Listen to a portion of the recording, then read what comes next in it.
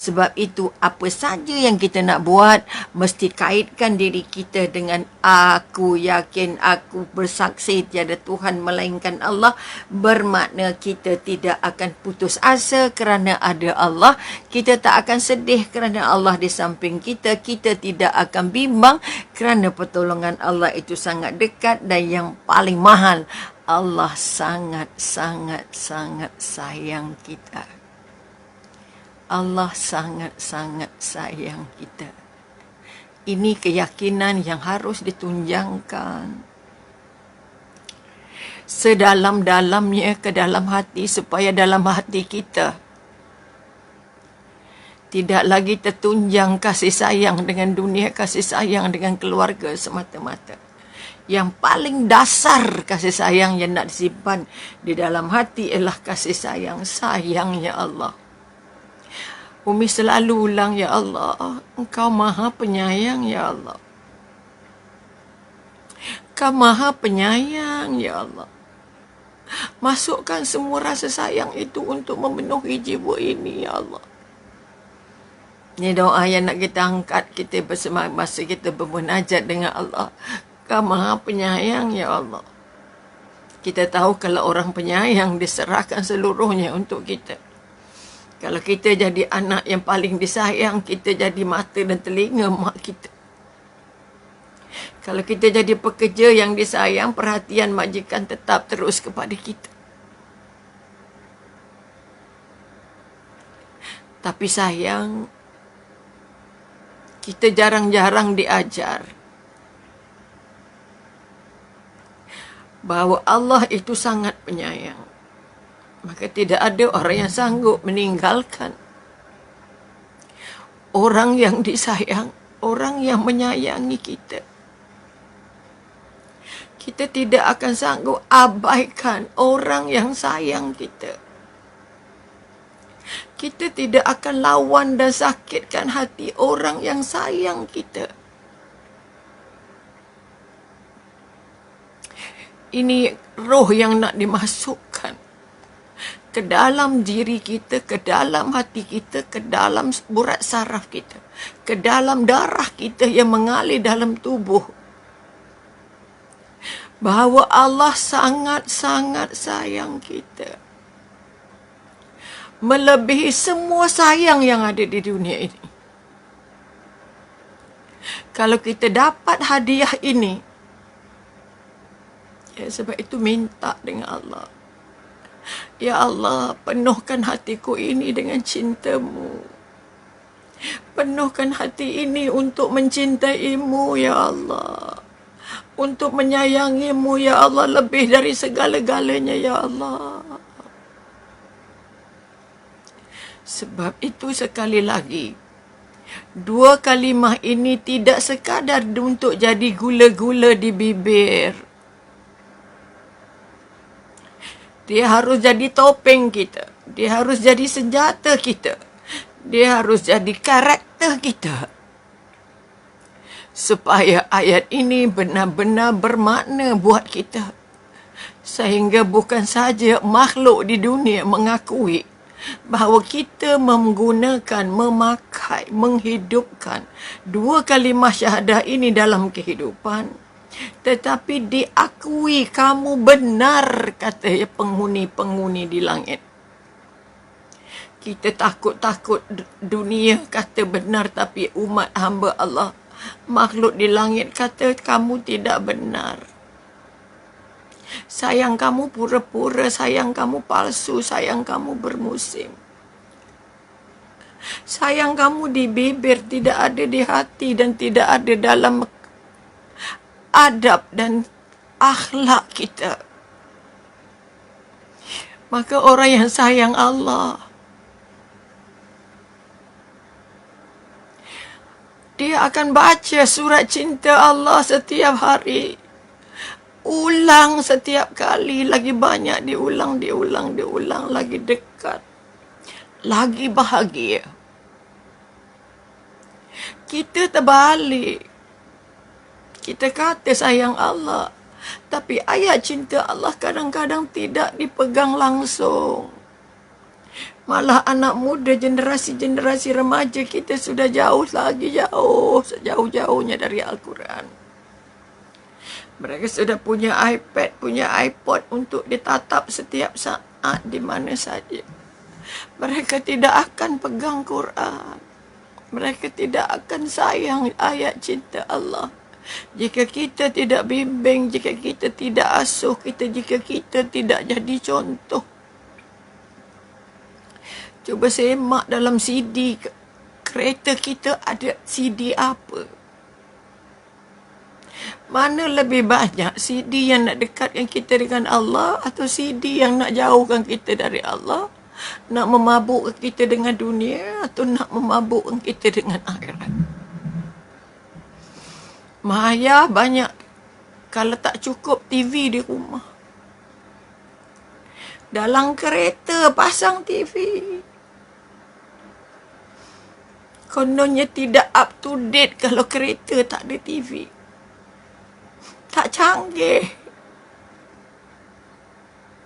Sehingga anak kita tak sempat nak bercakap tentang ayat cinta Allah. Kita tak sempat sembang untuk membangun cinta Allah kepada anak-anak.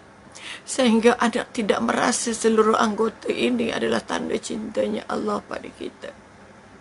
Seluruh jasad dan jiwa ini, seluruh rezeki yang kita makan setiap hari, udara yang kita sedut setiap hari adalah tanda cinta. Bumi yang mendatar ini tidak pernah bergerak, walaupun bergerak tapi kita tak rasa. Dunia yang berputar ini tidak membuat kita merasa terputar. Tanda rindu, tanda sayang ya Allah. Santunnya Allah memutar bumi ini sehingga kita tak rasa. Oleh itu bangun balik kekuatan 2 kalimah syahadah ini. Harus menjadi karakter kita. Aku takut Allah, aku sayang Allah, aku nak jumpa Allah, aku nak jaga Allah. Aku tak nak lawan Allah, aku tak nak hina Allah. Aku tak nak lambatkan Allah, aku tak nak ketepikan Allah. Aku tak nak pentingkan dunia, tapi aku nak pentingkan Allah. Ini impian yang mesti masuk ke hati kita dengan 2 kalimah syahadah ini. Maka sebab itu sekali lagi, satu daripada mahalnya, dengan 2 kalimah syahadah ini kita terhubung langsung dengan Allah. Ikrar terbesar di dunia, tak ada lagi sumpah yang paling besar. Tidak ada perjanjian yang lebih besar antara manusia dengan Rabbnya, antara pencipta dengan yang diciptanya, selainkan 2 kalimah ini. Inilah yang diperjuangkan oleh orang musuh-musuh Islam, supaya anak kita tidak jumpa 2 ayat ini. Sebab itu dalam sistem pendidikan kita sama ada dan dalam sistem pendidikan agama kita di sekolah,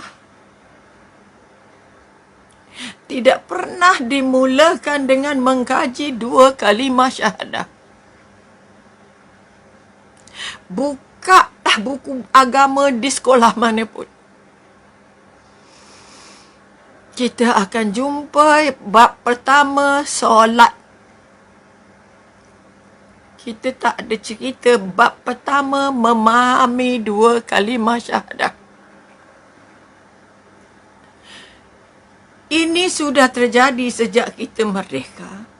Kerana orang kafir tak nak kita kenal Allah.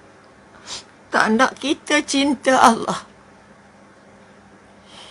Dia nak kita tunjuk saja dalam solat kita. Sebab itu solat kita kosong. Solat kita tak buat kita takut dengan Allah. Sebab itu yang maksiat kadang-kadang yang solat. Pengalaman dengan LGBT juga, orang-orang yang kita katakan menyimpang sedikit emosinya. Kebanyakan mereka ada latar belakang agama. Bersekolah agama, boleh baca Quran. Tapi mereka tak rasa bahawa agama yang mereka ada itu membuat mereka jadi baik. Agama yang mereka ada itu tidak membuat mereka rasa dekat dengan Tuhan. Sebab dua kalimah syahadah ini, dua ayat penting ini dicabut dari sistem. Di mana sekolah agama mana pun, dia akan baca dua kalimah syahadah tapi tak pernah hurai. Mengapa kamu mesti pegang ini? Mengapa kamu mesti faham ini? Sebab itu kita diajar solat pun tak faham. Apa makna takbir, apa makna sujud, apa makna rokok. Apa ada di balik sami Allahu liman hamidah. Apa ada di balik subhana rabbiyal a'la wa bihamdi, subhana rabbiyal azimi wa bihamdi. Kita diminta baca, diminta hafal. Setelah baca dan hafal, kita diminta solat. Akhirnya yang solat saja tak jauh beza perangainya dengan yang tak solat. Sehingga yang tak solat tak rasa penting untuk solat. Sebab sasiah akhlak, adab yang solat juga tak jauh beza dengan yang tak solat. Sebab itu orang bukan Islam tidak kagum melihat orang-orang Islam yang solat. Kerana yang solat saja boleh dirasuah. Yang solat saja boleh diajak untuk buat kerja-kerja tak cantik. Sanggup bersebahat untuk membunuh macam-macam. Untuk menjatuhkan macam-macam. Untuk menghina macam-macam. Maka sekali lagi mari kita melihat, kita jumpa tahun baru ini. Minta maaf, kadang-kadang kita harus membincangkan satu yang nampaknya kecil. Tetapi kekuatan ini harus terangkat sekukuh-kukuhnya. Sempena awal Muharram, saya nak angkat dua kalimah syahadah ini sebagai pedang untuk saya merentas semua kafir-kafir yang ada. Untuk membidas, untuk memancung apa saja yang menghalang saya daripada mencintai Allah, yang menghalang saya untuk menyebut nama Allah, yang menyebabkan saya cuai dalam menuntut ilmu untuk dekat dengan Allah. Maka sekali lagi, mahalnya, tersangat mahalnya, tidak mampu dibeli dengan satu seluruh harta di dunia. Sebab itu bila anak kita, cucu kita,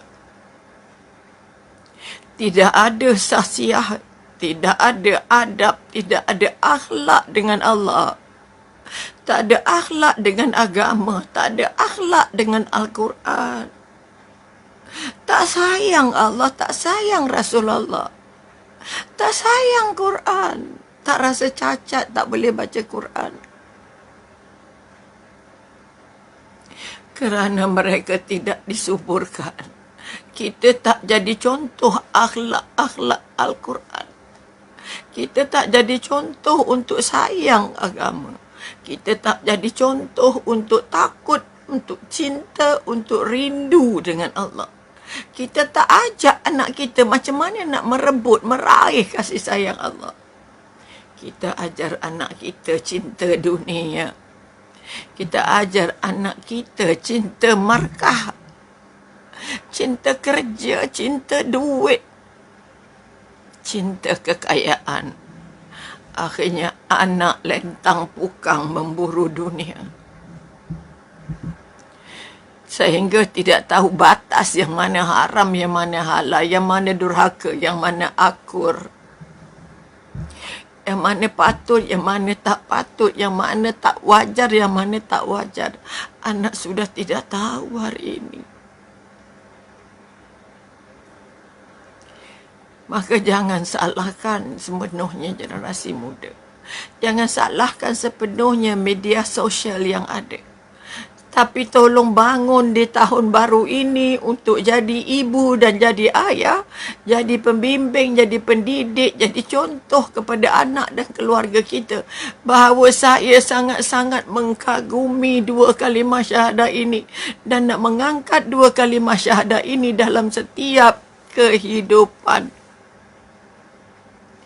Ingat Allah, ingat Rasulullah, perangai Rasulullah, perangai pesan Allah, pesan Rasulullah, hadis Nabi dan segalanya.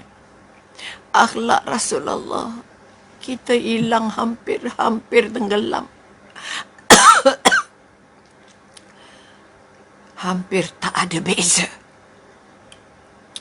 antara anak Islam dan anak bukan Islam. Anak bukan Islam pergi sekolah pakai baju kurung. Anak kita pun pakai baju kurung. Kadang-kadang akhlak mereka jauh lebih santun dari akhlak anak kita yang Islam. Bukan nak puji, ni bukti depan mata. Mengajar di 4 sekolah. Mengajar di 4 universiti, mengajar di 4 maktab perguruan. Kita dapat lihat adab-adab yang tertampil. Sebab itu sekali lagi dengan waktu yang Allah sisakan ini, kita sebagai nenek, kita sebagai ibu, kita sebagai isteri, kita sebagai kakak, kita sebagai pekerja, tolong bangunkan. Ungkapkan ini sebanyak-banyaknya. Semoga kekuatan yang ada dalam 2 kalimah mahal ini, 2 kalimah penting ini benar-benar menjadi sasiah kita. Aku takut Allah, aku sayang Allah, aku rindu Allah, aku nak buat apa Allah suruh, aku nak tinggal apa yang Allah larang. Sebab aku dah bersumpah dengan Allah, tiada Tuhan melainkan Allah. Aku tak takut siapa-siapa kecuali Allah. Aku akan buat ini kerana Allah, bukan kerana siapa-siapa. Bukan kerana gaji. Aku belajar kerana Allah. Aku datang kerja kerana Allah. Aku jaga anak kerana Allah. Aku jaga suami kerana Allah. Aku jaga rumah kerana Allah. Aku cari rezeki kerana Allah. Ini sebahagian dari tanda-tanda kita sangat-sangat berpegang kepada 2 kalimah syahadah. Saya nak bentuk anak saya mengikut sasiah, karakter, peribadi, akhlak, adab yang Rasulullah tinggalkan. Tapi kebanyakan kita langsung juga tidak beradab sehingga anak mengambil adab-adab orang-orang bukan Islam untuk jadi perangai dia. Sebab itu anak yang durhaka dengan ibunya, berkasar dengan ibunya, jerakah ibunya, menjerat leher ibunya. Semalam hanya sikit hal aja. Okay, seorang ibu telefon Umi. Hari hujan. Jadi maknya angkat semua kain baju takut kena hujan. Tapi tak sempat nak gantung, nak lipat, letak saja dulu di kerusi. Bersama dengan baju-baju maknya juga. Disebabkan itu, anak punya marah. Ambil gunting semua baju-baju mak dia. Okay. Rasa-rasa patut-patut berlaku ataupun tidak. Lepas itu pukul mak dia. Mak hanya mampu menangis. Kalau ini bukan real, bukan datang melalui handphone Umi rasa macam tak percaya. Tapi inilah yang sedang terjadi. Anak sudah berumur 19 tahun. Hanya sebab gagal dalam peperiksaan yang didudukinya, dia menyalahkan kegagalan itu semuanya disebabkan oleh ibunya. Bukan disebabkan dia tidak belajar bersungguh-sungguh. Anak yang memang tidak beradab. Maka sekali lagi mari kita semak bahawa saya nak jadi orang yang paling benar diakui oleh makhluk di dunia dan makhluk di langit. Bahawa akidah yang saya pakai ini, amalan yang saya lakukan ini, keyakinan yang saya ada ini adalah yang sangat benar, yang benar-benar benar. Sebab itu nanti penduduk di langit mengakui kamu benar. Apa yang kamu amalkan, apa yang kamu buat, apa yang kamu kebajikankan, apa yang kamu perjuangkan selama ini. Ini kekuatan-kekuatan yang nak diangkat. Maka itu di antara Kita kata mahalnya, bahagianya memiliki, mengucapkan, mengamalkan, memahamkan dan mengamalikan dalam kehidupan dua kalimah paling penting yang namanya dua kalimah syahadah ini. Itu yang kita dah tak tahu kita dah sentuh ke tidak semalam, tapi kita tak salah kalau kita ulang kaji. Kerana lagi banyak kamu ulang kaji, kamu akan lebih jelas, nota kamu akan jadi lebih cantik. Kalau menulis, aku mengajar kamu dengan pena, bermaknanya kalau nak belajar tak tulis tu nganga. Tak dapat apa-apa, akhirnya tinggal. Sebab otak kita boleh ingat 3 minit sahaja, paling panjang 5 minit. Lepas tu tinggal, hilang. Sebab itu kita kata kuliah lah 2 jam, pang. Dia tidurnya 20 minit, tengah-tengah tidur, tepi tidur, ujung tidur. Dapat ujung sekerat pangkal, mana nak berubah. Jadi dari hari ini, kalau pergi tazkirah di mana-mana, pergi majlis ilmu, minta dengan Allah, Ya Allah, bantu aku bagi faham, bantu aku nak buat balik rumah, Ya Allah. Iaitu kita kata belajar, faham dan buat sebagai amalan.